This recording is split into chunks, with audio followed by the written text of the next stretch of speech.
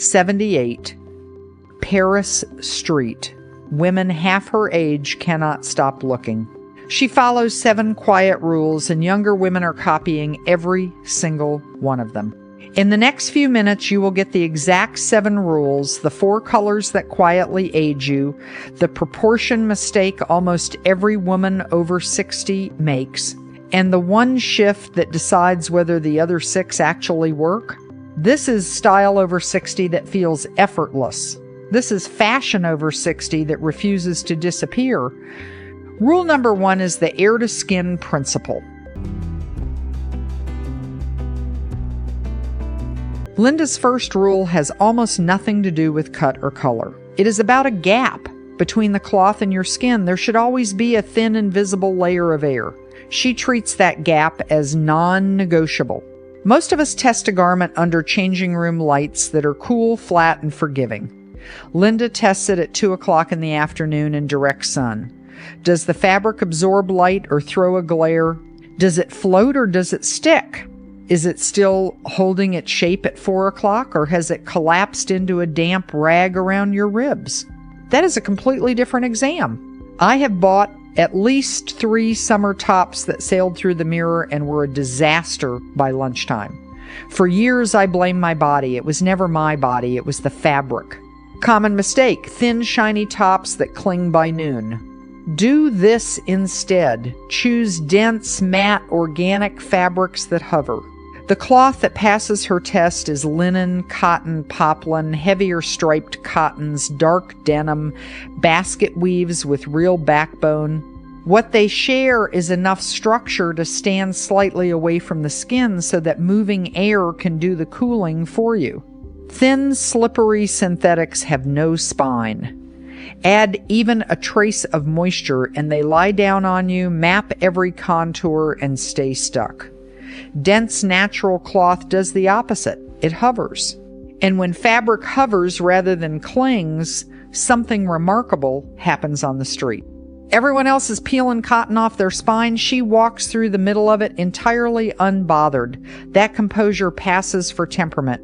It is simply textile behavior, and you can buy it by the meter. Try this tomorrow morning. Take the top you plan to wear and hold it up to the light.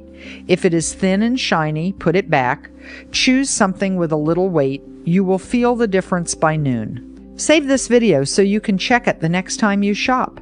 If Rule 1 just saved you from another sticky afternoon, give the video a quiet like. It helps other women over 60 find these ideas. Rule number 2 is the subtraction law. Small rule, slightly ruthless.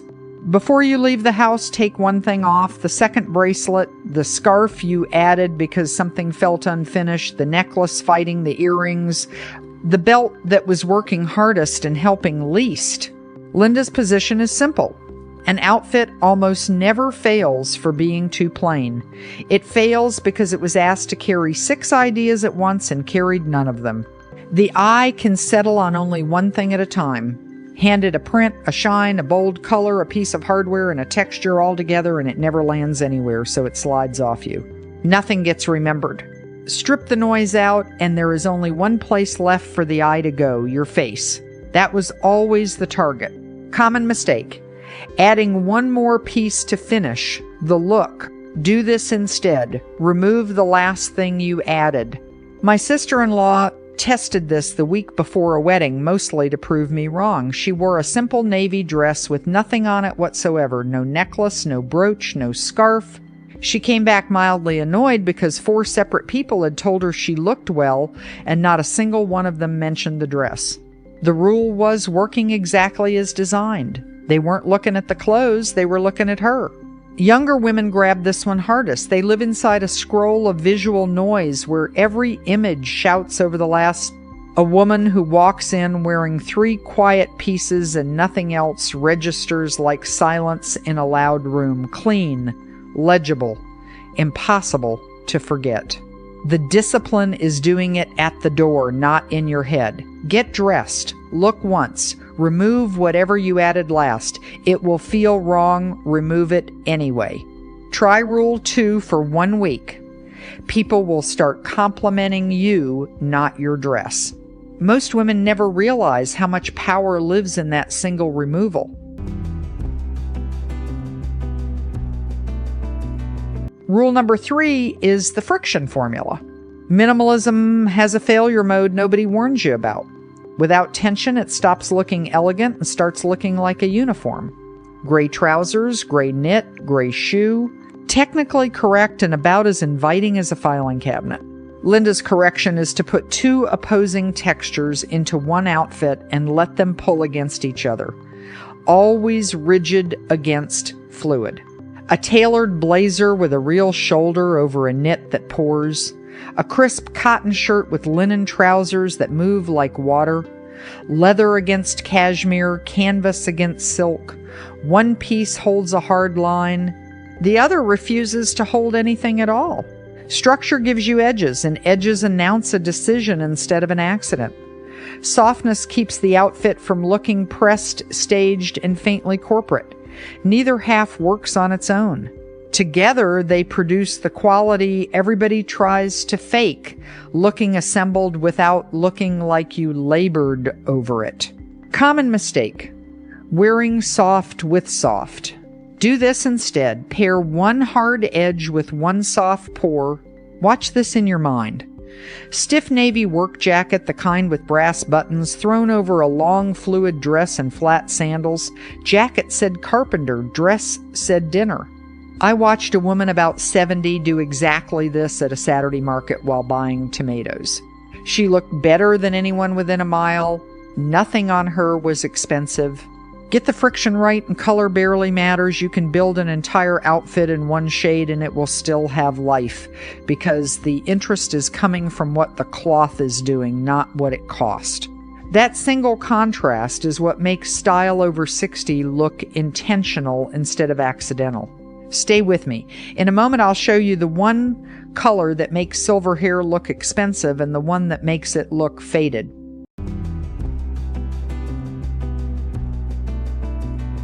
Rule number 4 is the color anchor. Linda builds every outfit around a single saturated neutral and stays inside one temperature lane. Navy, taupe, teal, whichever she picks anchors the wardrobe, and everything else is chosen to sit warm or cool beside it, never a mixture of both.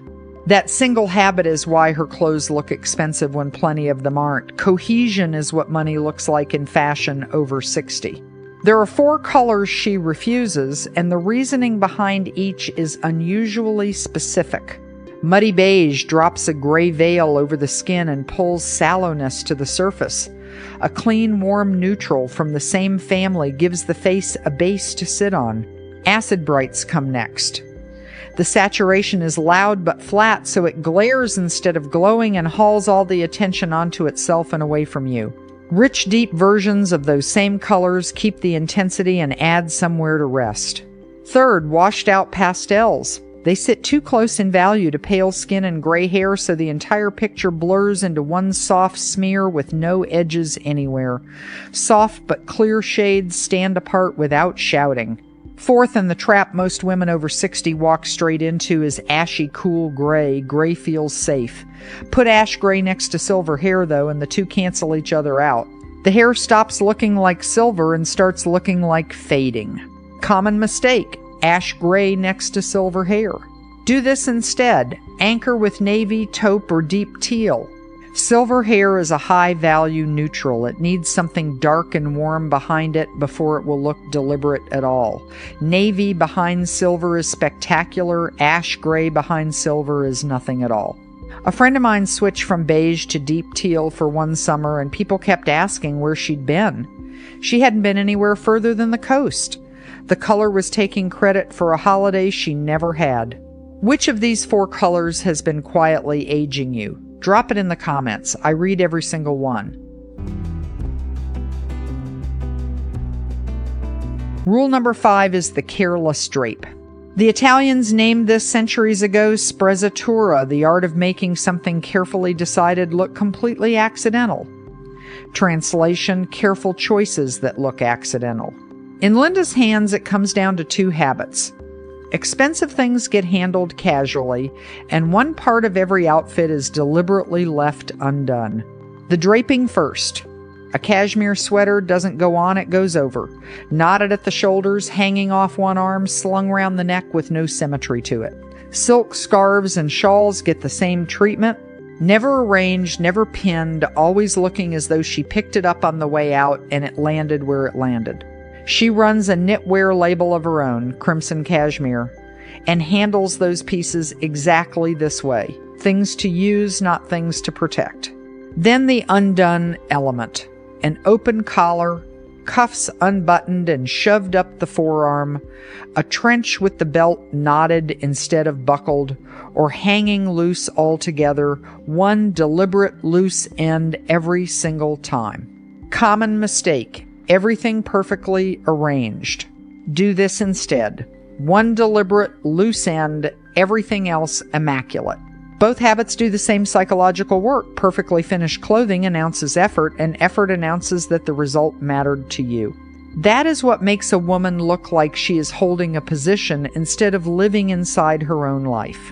Leave one element open and the outfit exhales. It stops being a costume.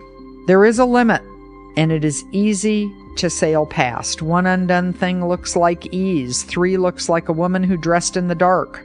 What holds it together is everything else being immaculate, pressed, clean, fitting properly. The loose end only lands as a choice when nothing around it could be mistaken for an oversight. I wore the shoulder knot for a year before it stopped feeling like fancy dress. What fixed it was giving up on adjusting it in every window I passed. Once you stop checking, it starts looking right. Try this the next time you leave the house. Choose one thing to leave slightly undone, an open collar, a knotted belt, a sweater draped instead of worn. Leave everything else perfect. Watch what happens to the way people look at you. The next rule is the one that decides whether an oversized piece looks designed or borrowed. Rule number 6 is proportional architecture. This is where the rule turns into simple arithmetic. Linda splits the body 60-40 and never down the middle. A 50-50 division jacket, stopping at mid-thigh, hem cutting the leg in half, compresses the frame and freezes it in place. Move the brake to roughly 60% one way, and the eye sets off across you rather than stopping dead. A traveling eye judges a body taller. Common mistake. Loose with loose. Do this instead. One volume, one restraint, and check the 3 lines. Here is the practical version you can use today.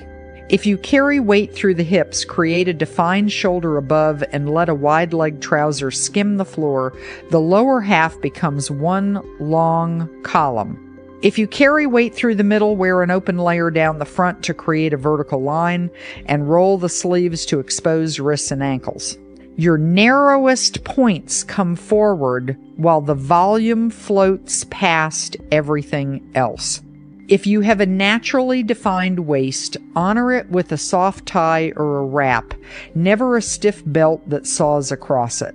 If your frame is straight up and down, manufacture a waist with a paper bag trouser, a sash, or a belt in a contrasting shade. If you have broad shoulders, add weight underneath with a full skirt that has movement, and keep the neckline plain. Then comes the last check before the door, and this is what separates relaxed from sloppy. 3 lines: the cuffs, the collar, the hem.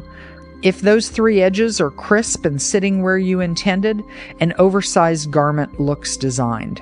If one of them is crumpled, twisted, or half turned under, the same garment looks borrowed. Nobody consciously notices those 3 lines. Everybody reacts to them. Before you leave today, check those 3 lines. Share this with a friend who always looks elegant but says she doesn't know how. Keep watching, because the final rule is the one that decides what the other 6 are actually for.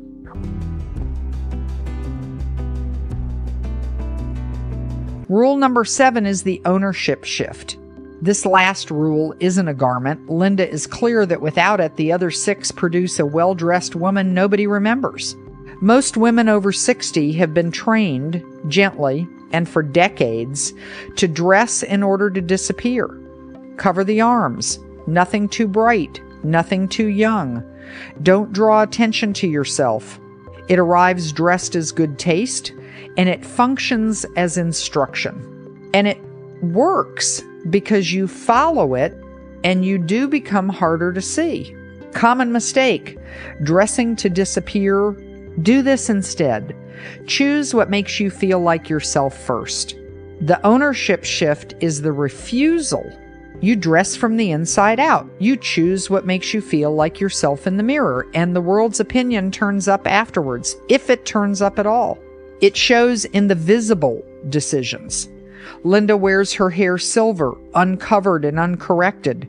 Her makeup is minimal and weighted towards skin that has been looked after, rather than skin that has been hidden. Neither of those is a surrender to age. Both are a decision that what she actually looks like is the starting material, not a fault to be repaired before she's permitted out of the house. The difference it makes lives in the body, not the wardrobe. Women dressing to disappear stand smaller, shoulders folded in, bag held across the front, arms crossed. Women dressing from the inside out stand up straight and move at their own pace. And that carries across a room faster than any fabric ever could. My aunt cut her hair short and stopped coloring it at 73 after 20 years of 6-week appointments she had long since stopped enjoying. The strange part, she said, wasn't how she looked afterwards. It was that she stopped rehearsing what she would say if somebody commented. She doesn't walk into a room hoping to be noticed. She walks in already fully occupying herself. Nothing in that costs money. Nothing in it can be bought. 6 of these rules are craft cloth, color, proportion, the way an edge sits, learnable in a season at any budget. The 7th decides what the other 6 are for. Dressing stops being a defense against being seen and turns into the way you arrive somewhere. That shift was available at 40. It is available at 78. And it is available on a wet Tuesday in whatever is already hanging up. The women who use these rules stop disappearing. They start being remembered.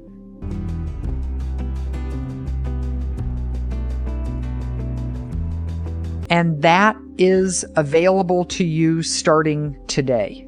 If these 7 rules have given you even one new way of seeing your own clothes, subscribe to Stylish 60 Plus. Every episode is made for women over 60 who are done shrinking and ready to look like themselves, only clearer, quieter, and stronger.